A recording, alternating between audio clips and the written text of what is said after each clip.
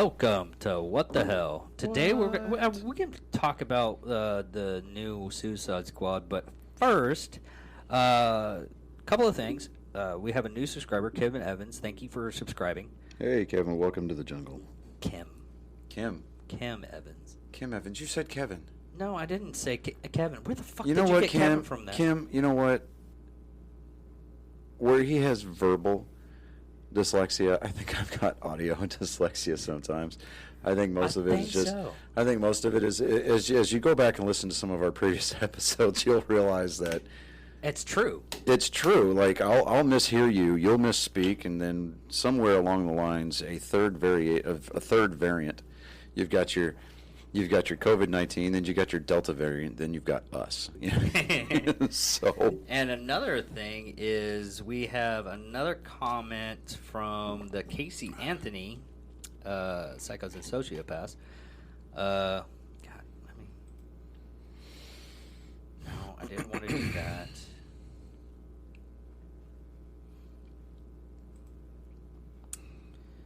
That's just getting on here. Read more. There we go. She's basically saying how much that the case for Casey Anthony was kind of bullshit and everything, and it sucked. And it was really ridiculous. If you go back to the Casey Anthony, you can see the full thing because it's a lot, and I don't want it to be just the reading comments from other people and everything. You can go ahead and read her stuff. Mm-hmm. But it was very in-depth and very... I replied to her thing. And it's very rarely that I get to reply to people, but I usually just do short messages. Yeah. For whatever reason, I can't see the see the comments. Yeah. Very weird. Okay. Anyways, all right. But yeah. Anyways, thank you, Natasha, for commenting on our Psychos and Sociopath of Casey Anthony. And here we go. How did you like the Suicide Squad movie? You know, I thoroughly enjoyed it, and I never thought that I'd be able to say this in a sentence and say it with a straight face without some kind of like threat of perjury or whatever being submitted against me. But I never thought that I'd be able to say that a DC movie kept me not only engaged, but it kept me entertained. Well, Zack Snyder's Justice League cut was actually well, good. yeah. It's because the story, it actually had backstory to it. It filled in the holes where the Joss Whedon version of Justice League kind of failed everybody miserably. But I think mostly, and I think this is kind of funny, but we had James Gunn write and direct this new Suicide Squad. And DC couldn't even help themselves. I mean, they had to get Marvel in on it, because if you saw the commercials, it was from the creator or from the director of Guardians of the Galaxy. It was that was so I mean they had to tap Marvel a little bit just to get some notoriety for this, but and I was pleasantly surprised because I got the notification for it on my HBO Max app that said that it was coming out that night, as opposed to I was thinking it wasn't going to come out until Friday. Yeah. And so what was it? The 6th, which was yesterday. Yeah, it came out on the. Sometimes I've noticed that HBO Max does that sometimes. Yeah, and and if that's what they're going to do, I mean, dude, I'm telling you, I cannot wait for Dune to come out, because they're saying Dune is supposed to come out on the 22nd, which is a Sunday, which is weird.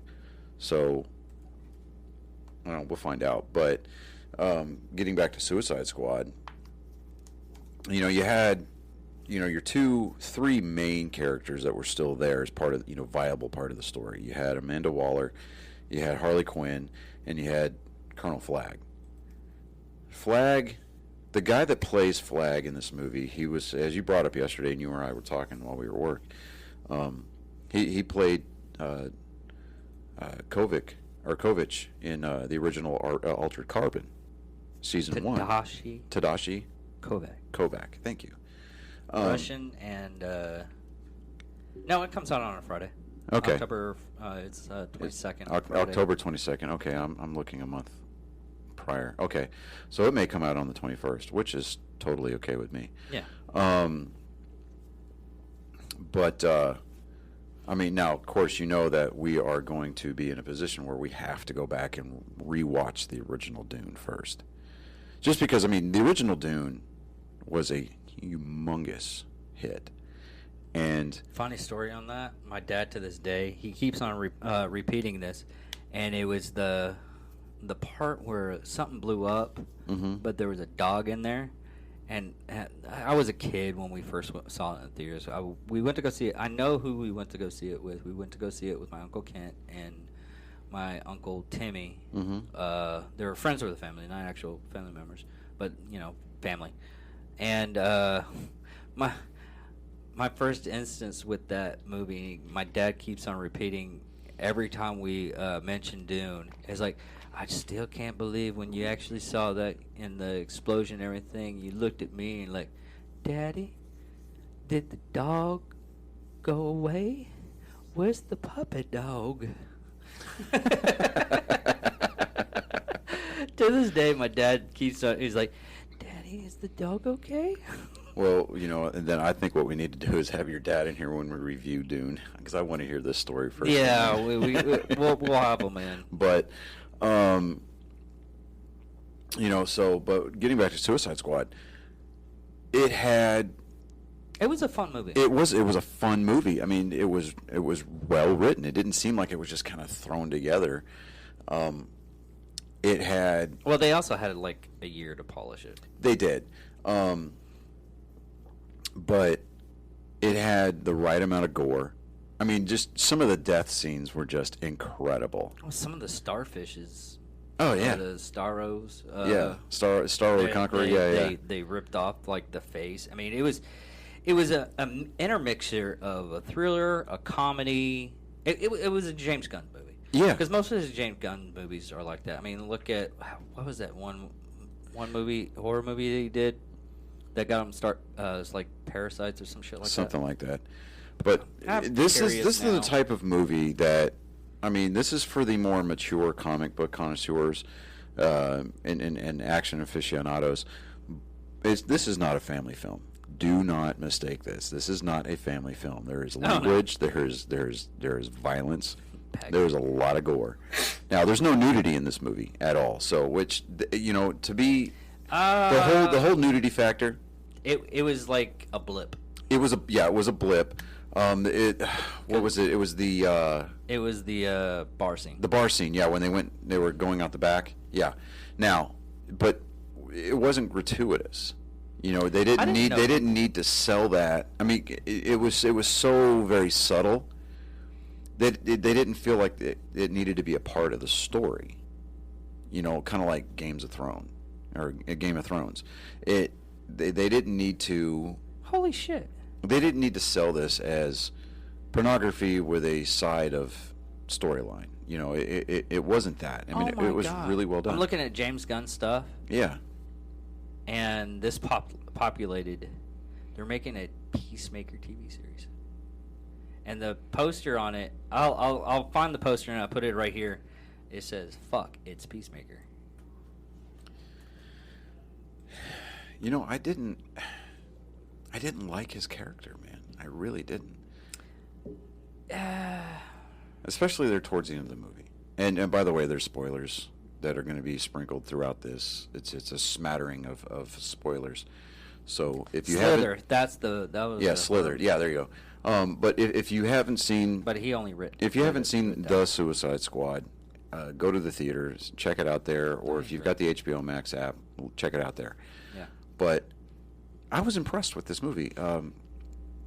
Now, I did watch this with my boys. It's just because we have an understanding that we can watch these types of movies, the rated R comic book movies and stuff like that, as long as I'm there with them and I can explain to them as the story's progressing, like hey, this, and this. So, but overall, this is not a movie that I would expose. I would say expose.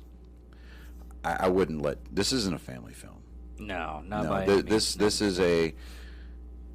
this is what this is a comic book movie if James Gunn had the freedoms to do what he wanted with it. It had the dark nature of the DC universe. It had adult humor. It had physical slapstick. It had. I just pictured everything. Everyone was my mom. Yeah. Polka Dot Man.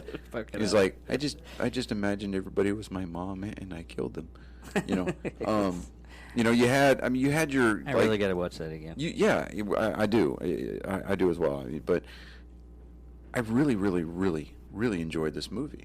And the fact that it was a DC movie left me kind of feeling conflicted at the end because I'm like, maybe there's hope for the DCU. But let's face it, it's DC. It's Warner Brothers. They're gonna figure out a way to screw the pooch on it. Not to say that the Snyderverse is failing by any stretch of the imagination, but we don't need to rely on camera flares and zooms and stuff like that, and we don't need to butcher the crap out of these storylines in the editing room. I mean, leave the extended cuts as your main theatrical release or your straight to streaming release, and just let it do what it's going to do. If you need to go back and do a director's cut after that, fine. It doesn't need a director's cut. But this one doesn't. This one was really well done. It started out. I mean, you see Michael Rooker sitting there as Savant, and he's just, he kills that bird at the beginning with that handball, and you're like, huh, okay. And he turns out to be just some kind of like pansy ass, right? I mean, he flips out and he runs away. Amanda Waller detonates the explosive in his head, and just the best line that Michael Rooker had in the opening 5 minutes of this movie, or opening 10 minutes of the movie, was, "The weasel's dead. I repeat, the weasel is dead." No, what was even funnier than that was the whole thing. It was like, did anybody check and see if the weasel could swim? Did anybody bother to check if the weasel could swim? And then everybody in the control room are looking at each other like, oh, fuck. Dropped the ball on this one. Right, exactly. So, I mean. So okay. There was a lot of people in this movie, though. Yeah, there is a lot of. Well, James Gunn has like a lot of reach with. Oh, he does. He does. And so most of the people that were in this. He even had his brother in this movie again. His brother had a cameo in the movie. Was he the Weasel again? No. He played. He played an inmate, and. Oh, okay. I would have. They were looking at what was it? Polka Dot Man, when they let him out of his cell, right? Okay. And they were, and he was like, oh, he called him a pussy, and so. He probably was Weasel too, because his brother does Rocket. No. Bradley Cooper is Rocket. Bradley Cooper is the voice of Rocket. Right. But Rocket is James Gunn's brother was one of the body doubles. He had a part in the Guardians of the Galaxy. Yeah. So he actually on screen. Because at the end of Guardians of the Galaxy Volume 2, he gets the fin, and he's trying it on, and he's trying to learn how to control the arrow. The arrow. He stabs Drax with it. No, but he's like who's the guy that did Golem, the body stuff for Andy Serkis? Yeah, like that. Yeah. But that's what his brother did for Rocket Raccoon. Yeah, but so that's why I say he's technically Rocket Raccoon's body double. Yeah. Okay. Yeah. So he probably was Weasel too. Man.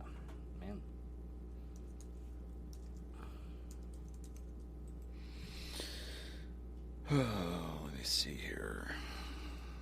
But no, from the looks of IDB.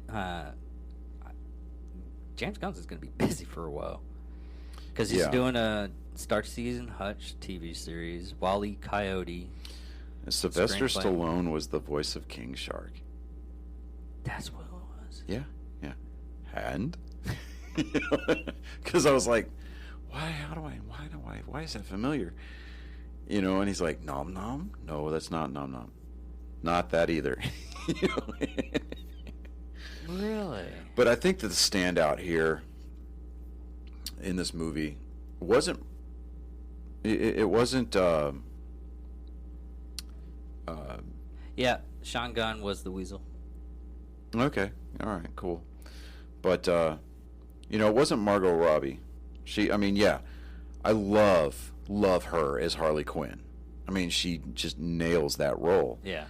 But I don't think she was the absolute standout in this movie. Kind of like, you know, they tried to make her that standout in The first movie. the first one. And I love how they didn't just do a reboot and say, you know, we're going to retcon that one. I mean, they acknowledged the first one in a little bit, but this was like an extension of the story. It was a continuation. It was like an actual sequel kind of a thing. Without coming out and saying Suicide Squad 2. No, this is the Suicide Squad. And I love how it had that retro 1970s kind of like campy comic book, you know, feel to it in the beginning when they were doing the credits and everything like that. But Idris Elba, I like him as an actor anyway. I mean, the dude has got some chops, right? I mean, have you seen Luther, that BBC series? I love him in that role. And I honestly think that he would have made a great James Bond. I do. I believe you. You know, I'm with you on that one. I really. Who got that role anyway? Was it Tom Hiddleston or was it Tom Hardy? Or yeah. What? For James Bond? For James Bond. The new one? Yeah. Or well, after. Because I think Craig's done? yeah, after Daniel Craig's done, when they finally released that damn movie. Because that movie was supposed to come out like 2 or 3 times. It says it's supposed to come out Friday, October 8th. And that's supposed to be his last go-around as James Bond, which I get. They were talking about using one of the Bond, the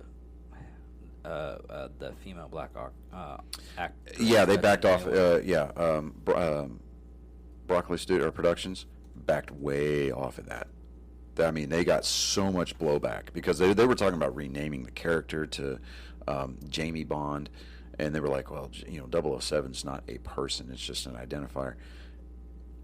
The fact that, I mean, there are certain roles that need to stay within that gender. You know, you can't make Harley Quinn a guy. You know, you can't make Superman a girl and still name it Superman, right?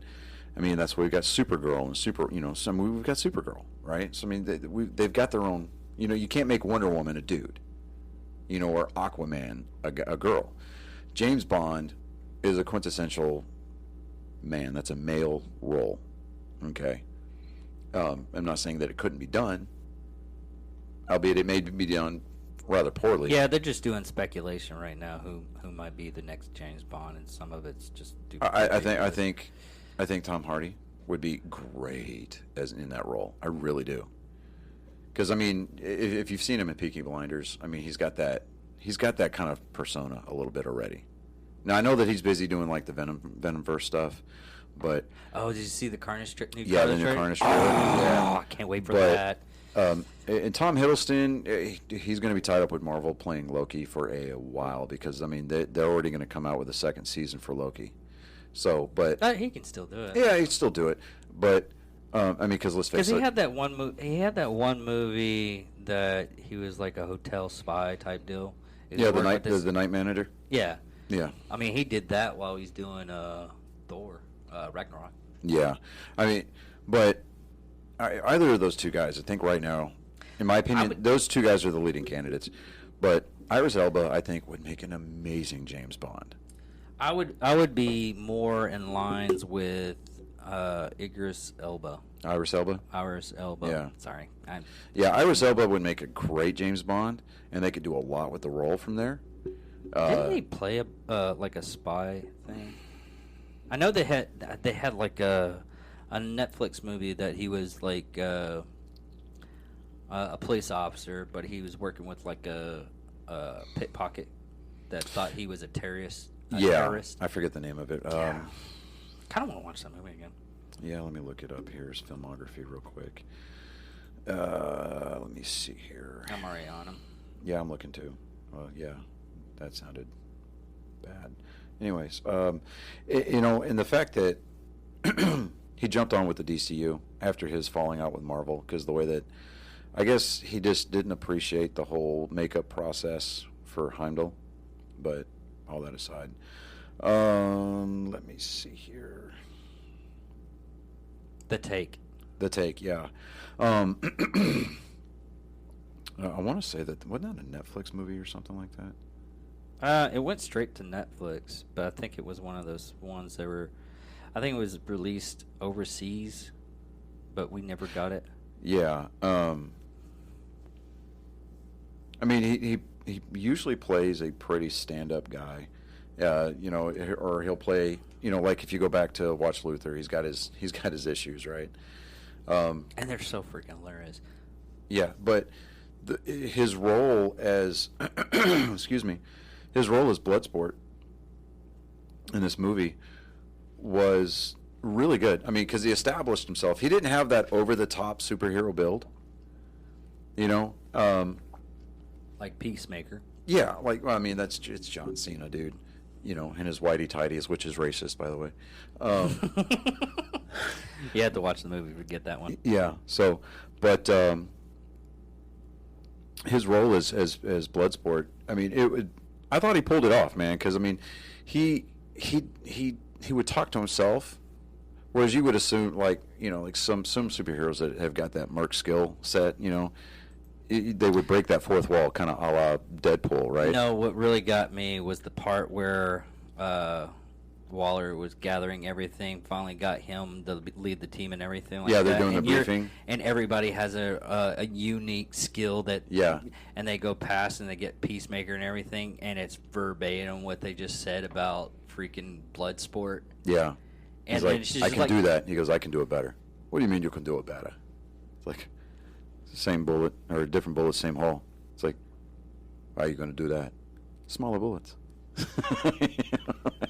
But, yeah, it was hilarious. But, I mean... And I'm probably going to be saying that a lot on this, because it was freaking hilarious. Right. But, Viola Davis, she reprised her role as Amanda Waller. And, I love her as an actor. yeah, I mean, she's a great actress. Joel Kinnaman was Colonel Rick Flag. The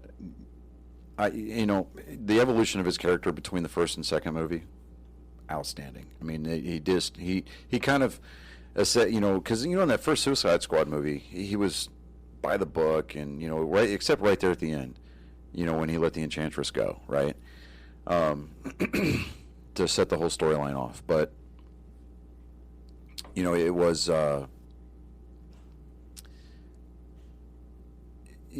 he had more of this seasoned special operative mentality to him. Yeah. Like you see a lot of spec ops guys. They're just kind of like, well, this is what we're going with. What was really cool about this whole thing, though, is Taika Waititi. Yeah. Was even in it. Yeah, he was in it. He had that cameo right there at the end. It wasn't at the end. Well, it was the beginning.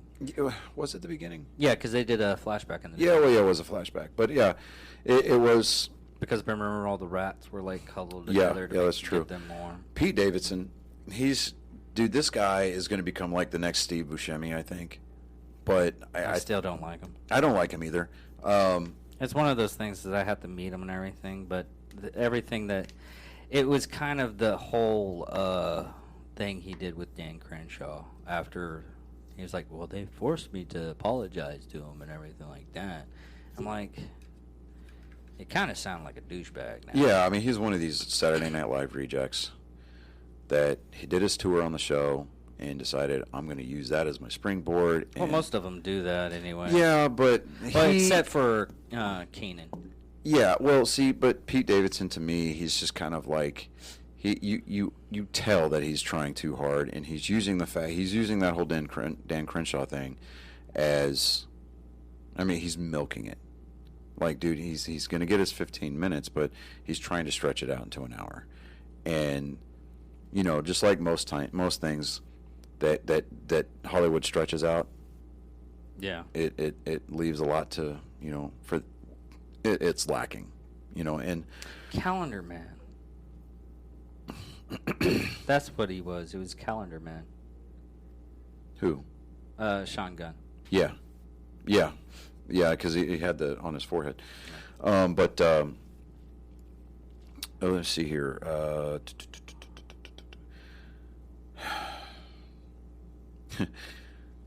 Jay Courtney as Captain Boomerang. It was a very short-lived appearance in this movie at the beginning. Yeah, but I like how Nathan Fillion, though, as TDK, everybody's like, well, what's your special power, And then he shows off his special power, and his arms are just... And to me, that just that encapsulates Nathan Fillion as his, his just the aura that he kind of gives off. I'm not saying like he oversold and then underperformed, because I love this guy as an actor. He's always going to be Captain Mal to me, but it's just funny because just the way that he pulls it off. And he's just laying there on the ground while they're shooting his arms. He's like, "Oh God, it hurts." But I really, really enjoyed this movie. It wasn't. It was over the top in a lot of things, but it was done so well that it didn't seem like it was outside the realm of feasible. Does that make sense? the detachable kid. That's what it was. That's Yeah. what TDK means. I had to go back and look for it, but that's another thing. I love that line though. When Bloodsport looks at Peacemaker and he's like, coming from the man who wears a toilet bowl on his head, right? And he's like, it's not a toilet bowl, it's a beacon of freedom. It's just... It's a Nope. toilet bowl. Yeah, it's a toilet bowl. But that actually, that character actually came from a deal that DC did, and they didn't bring him back out until like Crisis of Infinity War. Mm-hmm. Or no, Crisis of Infinity Earth. Yeah, but overall, here's a little thing. Why Peacemaker gets the Suicide Squad spinoff? James Gunn just felt like he needed his own HBO spinoff. Which one?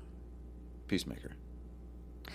I'm at the thing. This is going to be this thing where I'm going to hold. I'm going to reserve my judgment until I see the first episode.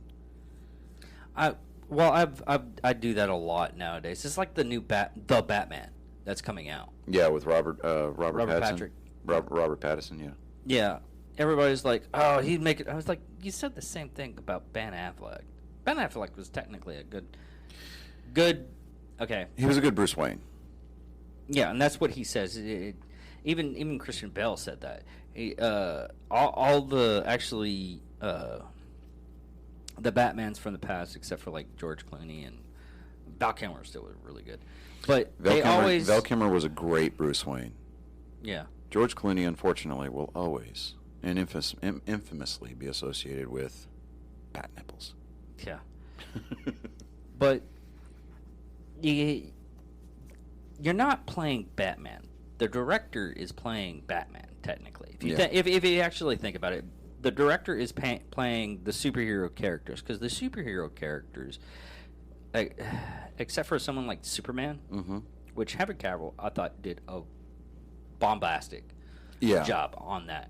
He was really great. He deviated into the role. And even Brendan Roth. Brendan Roth was a good Superman. Yeah, Brendan Roth did. And to me, I just hate the writing that they gave him. Yeah, the writing was just lackluster. But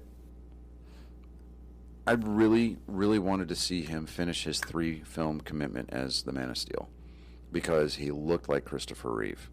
He had the same mannerisms. He had the same build as Christopher Reeve. I mean, even on Crisis Infinity Earths, that he played his original Superman, but he Yeah. did a Kingdom Come Superman, which it was still fantastic, and I wish they divvied up a little bit more on that.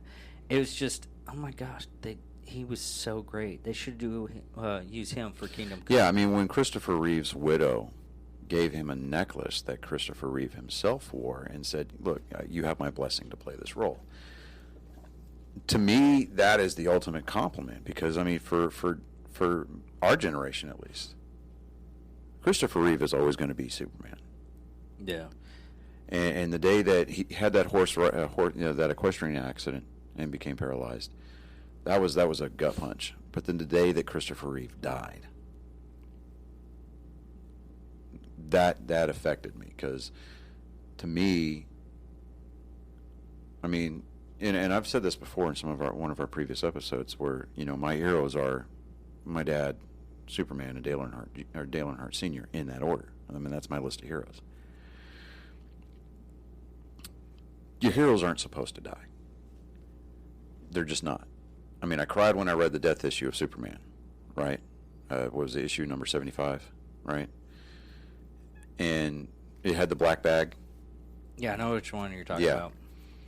To me, that last frame in the comic, in that issue, where Lois Lane is holding Superman's body in the rubble of what used to be Metropolis, and it says, you'll remember where you were the day that Superman died, right? And then I remember there was a political cartoon that came out the day after Christopher Reeve died, and it played on the original promo line for Superman, the motion picture, right? Mm-hmm. It says, "You'll believe that a man can fly," and it had the wheelchair with Superman's cape draped over it, and then there's Christopher Reeve with angel wings flying off into the distance. Oh God, that's a great freaking picture. Right? So, I had cut that out and saved it, and unfortunately it didn't survive my second divorce, but they're just going back to Brandon Routh, it just made, I mean, to me it was just it had that pure like nostalgia feel. Like they weren't trying to reboot the series, they weren't trying to go back over his origins and stuff like that. It was a continuation. Like, Superman left us for 5 years, and then he comes back. I enjoyed a lot of the depictions in that movie. Like even when they did the play on that Action Comics cover. Okay. When he caught that car and he was setting it down, and it just kind of harkened back to that Action Comics cover, right? And then they didn't do a whole lot of gender reassignment with some of these roles, and don't get me wrong, I have no problems. I have zero issues with Lawrence Fishburne playing Perry White. No issues at all. Okay, so it's not about that. Yeah, But they made Jimmy Olsen a female in The Man of Steel. No, they didn't. Yes, they did. Jimmy Olsen. Yeah. You're on the computer. Go ahead and look it up. I don't have to, because I know he was in the scene in Batman vs. Superman. Jimmy Olsen was a CIA operative. In The Man of Steel. That wasn't Jimmy Olsen. That was no name of Jimmy Olsen.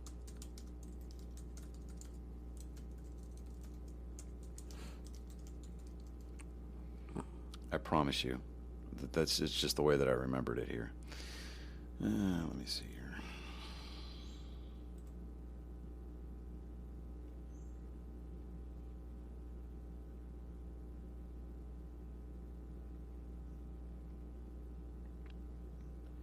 Of course, it's going to make a liar out of me.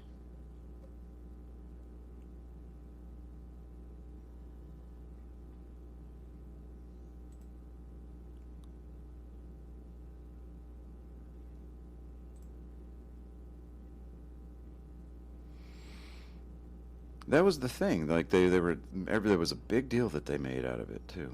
It was a big deal over nothing. I knew everybody was being an idiot. Okay, all right, fine. Chalk me up as being one of those idiots then, whatever. But because you can look at. I hate MDB. IMDb. They redid their site, so it's harder to. Okay, there we go. All cast and crew. It's all the way to the bottom. Okay. Rewind.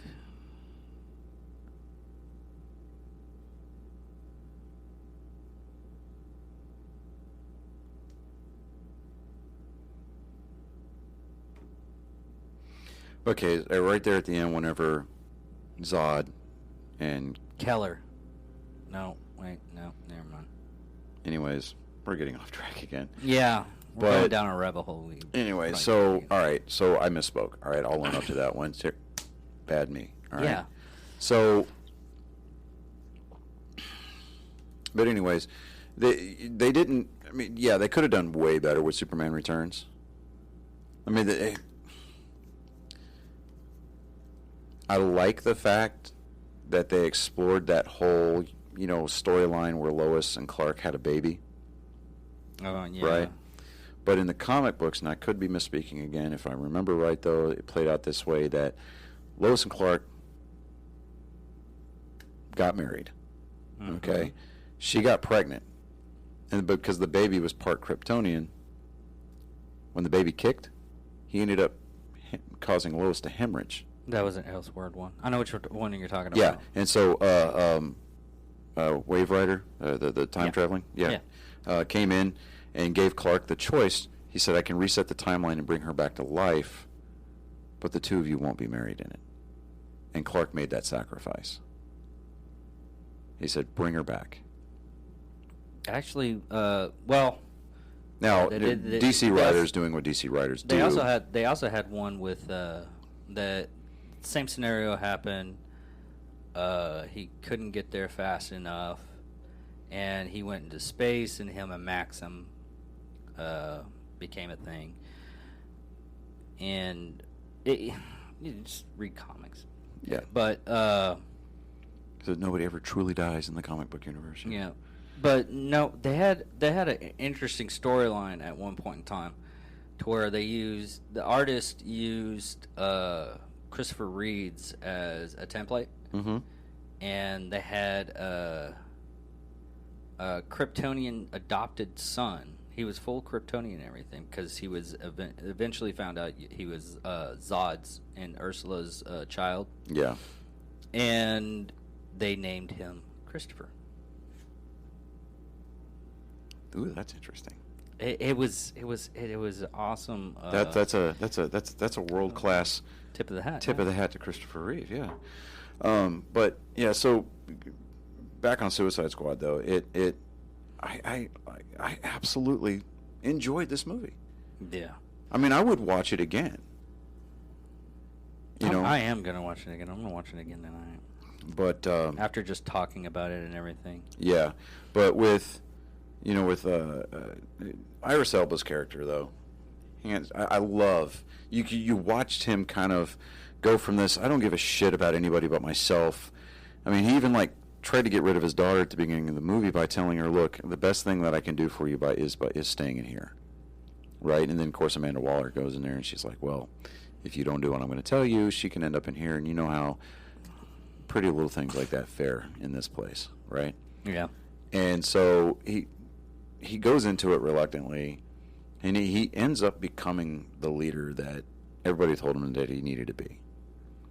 Especially there at the end when he's like, our ride's here, our job's done, and he turns to walk away, and then he stops, and he's just like, fuck. He just turns around and just commences just unleashing a can of badassery on Starro's children, No, you have to mention the camp scene. Where they go. Okay, what happens? Right. What happens Him and is Peacemaker have that competition. competition who can kill more fantastic and awesome, and at the end and everything, they come up and Flag's just sitting there having a powwow with the head of the freedom fighters. Yeah. And they're like, "Why didn't my men alert me that you're here?" Oh, we didn't see anybody. We didn't see anything. that. We didn't see anybody. Yeah, but yeah, and I don't want to divvy too much into this because it was a really good movie, and everybody Yeah. should watch it and everything.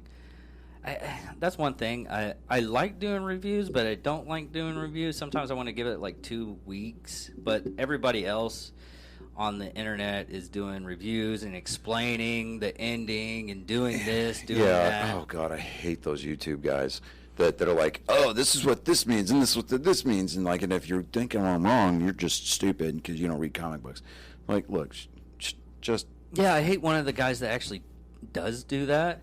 And he what is it? No, we're not even mentioning him. No. You know who I'm talking about because I say Yeah, it all because he in my- constantly wants to give away like box sets of the Infinity Saga and a PS5 or PS4 Pro And he after never so many, has. and he never gives them away. It's like, dude, come on, bro. And then he starts using the channel to promote his Spotify account. It's like, go give me a follow. If you follow my Spotify account and you comment on my video, you'll be entered for this drawing of the PS5. And we reach so many, it's like, you know what?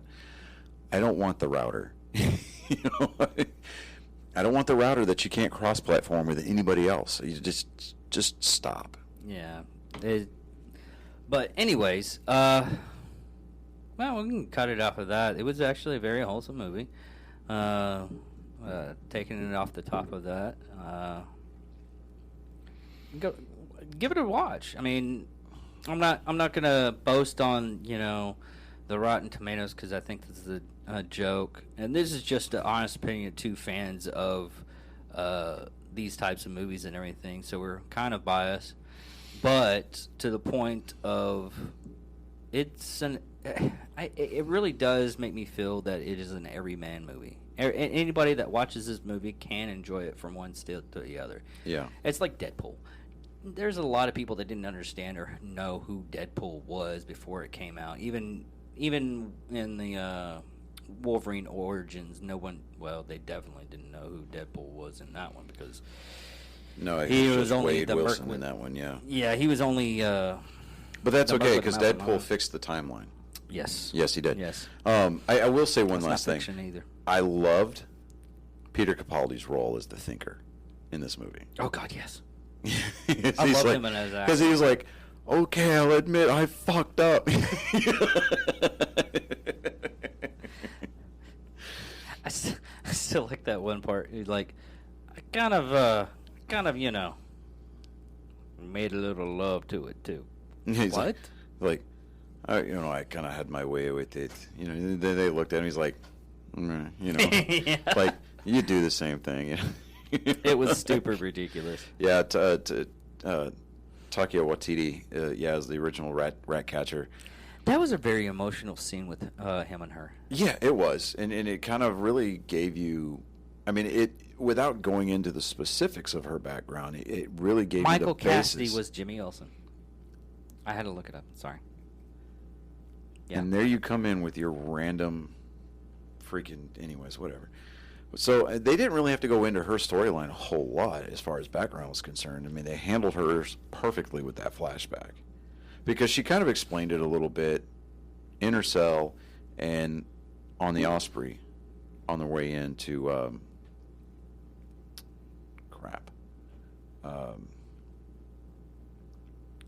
damn it.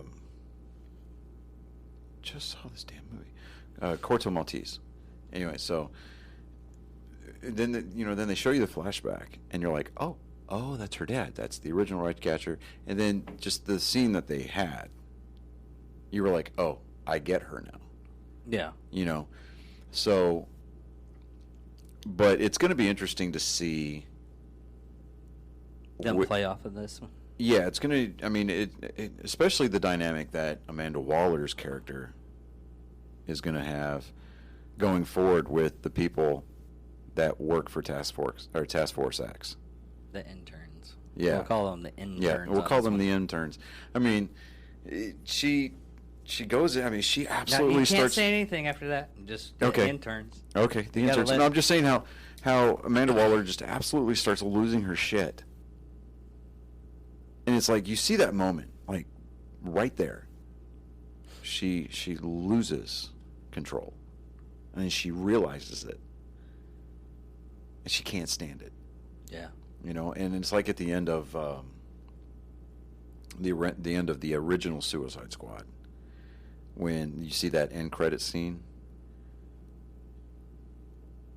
When she's talking to Bruce Wayne, and he's like, she goes, "You should stop working nights," and he looks at her and he goes, "You need to shut it down," and then he walks away. Like, Yeah. I mean, that's about as if you don't quit, I'm going to come after you as you're going to get, without somebody physically coming out and saying it. Because I mean, only a persona like Bruce Wayne can pull that off. No, it was even. I think it was a lot better in the Justice League cartoon, Oh yeah. because you actually seen after Batman left and everything like that. Mhm. After he did the same thing in the movie, she was physically shaken because she was actually Batman. No matter what, he Yeah. is the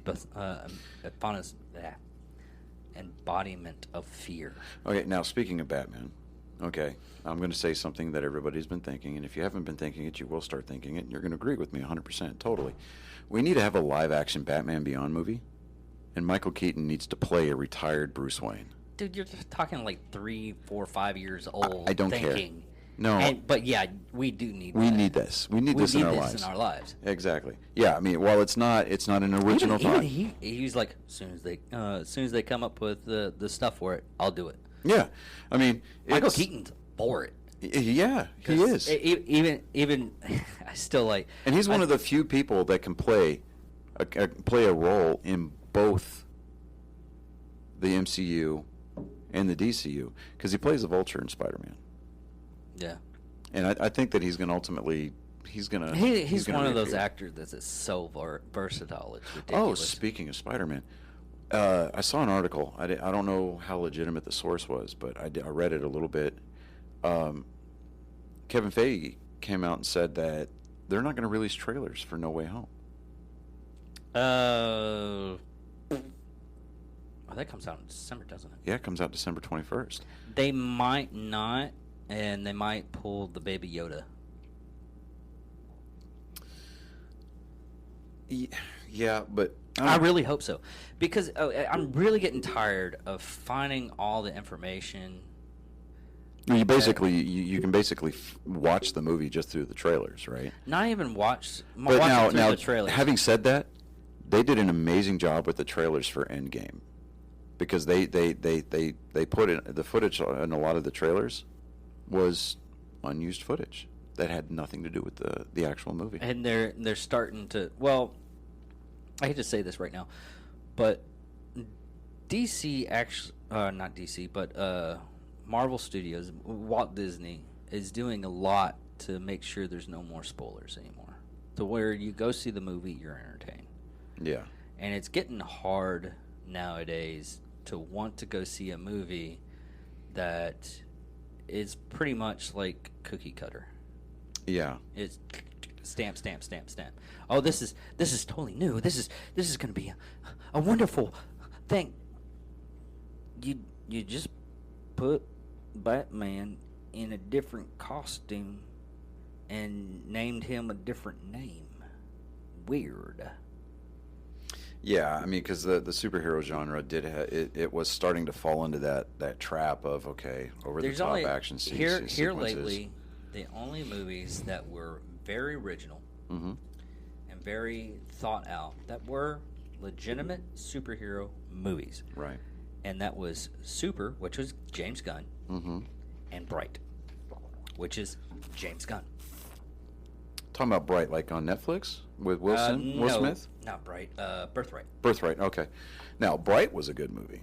I did enjoy Bright. I love that. I kicked myself for enjoying it so much wanting a sequel. I was hoping for a sequel. Yeah, and everybody was. Everything says they're going to make a sequel, but I think Netflix Netflix, they took a page out of Fox's playbook and they canceled something really great. So only because a lot of the people gave it bad reviews. I hate critics. I honestly do. Yeah. Like, okay, something certified fresh on Rotten Tomatoes, it's almost guaranteed that I won't go see I was it. like the Dave Chappelle, what is it, Sticks and Stones. Yeah. Shit canned by the critics, but Fans loved it. I'll rewatch that like 100,000 times. But anyways, people, this was What the Hell. We reviewed Suicide Squad. Or at least attempted to. I attempted to. Well, it was fun. Yeah, this was a fun episode. We got into a lot of different topics. And, you know, I misspoke. I owned it. I didn't really have to call you out for anything. That's because I know comics. Well, no, I'm just our usual banter back and forth. I Oh, yeah, really yeah, didn't yeah. have to call you out for anything. But yeah, we are going to. David and I are both working at the same place now, so we're going to have to revamp. We're going to stay with our same. We're going to try to do what we can to honor our original release schedule for our episodes, whether it be Nerd Sports or what have you. Nerd Sports is kind of That's our flag wonky. show, basically. Well, it's not our flag show. It's Not our, flag. I said flex. Oh, flex. Okay, yeah. That show will be flexible as far as dyslexia like hearing. right. There you go. See, you took on my role this time. I know, right? But we are gonna try to do the Psychos and Sociopaths and the what the hells? What the hells? Yeah, we're gonna keep those Saturdays and Sundays respectively. But for the most part, we're really working hard to be those responsible adults to meet our commitments outside of the studios, but we're really working hard to try to keep the content, not necessarily, well, I mean, of course, keep the content fresh, but we really want to maintain the continuity of the show, and we're really working hard behind the scenes. So there's a lot of effort that goes into these things. David does the lion's share of it, where he does the editing. He provides the venue for us to record in, and he handles a lot of the tech and the hardware stuff. I just show up, and for the most part, with the exception of the nerd show or the nerd sports, I just kind of show up and jump into the conversation. But this is something that we both enjoy doing. We really sincerely hope that you guys enjoy listening to it and being part of the community. So again, the only way to do that, it helps us out by getting us listeners. It helps us out by sharing the videos. It helps us out with the comments in the comment section. It helps us with the reviews on Apple Podcast. Helping us create better production value for this show, making sure that we're bringing you relevant content. It all starts with you, the listener, the follower. So I think next episode, though, it's gonna get kind of wonky for everybody, and I try to stay away from political bullshit, but I'm gonna talk to Bill about it this week, our political correspondent, I like to call him, and a traveler. But, yeah. Are you talking about the per mileage thing? Did you read that article I sent you? Oh, it's even worse than you even think about. Ugh. There's more to it. And this is specifically, we're talking about the infrastructure bill, right? This is one bill. Yeah, this is infrastructure. So we're going to dip There's into the infrastructure bill. There's a lot more to it. That you gave me the avenue, and I looked more into it. It's like 2,000 pages. Yeah. Bill's the only one that I know of that would read all 2,000 pages. So he reads each and every bill like it's a book. Yeah, so what we're going to try to do here is if and when on the occasion that we dip into the political arena, we are going to try to get as educated as we can about it, so that way when we come to you, and we got to try to be more unopinionated on it. I know that for you that's hard. I can already see you flaming at me. Okay. Yeah. I'm an unabashed, unapologetic Reagan conservative. And the idea that some of the proposals in this bill are bringing to the table. It's a hidden new Green Deal. Yeah. So And the reason why. So I'll give you this. No, Okay. I just want to cut the show real quick. Yeah, I know. but- I'll give you this.